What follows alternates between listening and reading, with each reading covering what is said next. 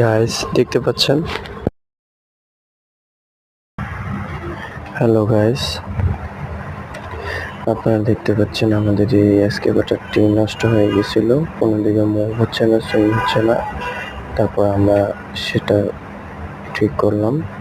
এখন ইনশাল্লাহ সব দিকে সুইং হইতেছে। আশা করি যাদের ভিডিওটা ভালো লাগবে তারা আমাদের এই ভিডিওটা বেশি বেশি করে শেয়ার করবেন, সাবস্ক্রাইব করবেন এবং কারো কোনো সমস্যা থাকলে আমাদের ইনবক্সে যোগাযোগ করবেন। আল্লাহ হাফেজ।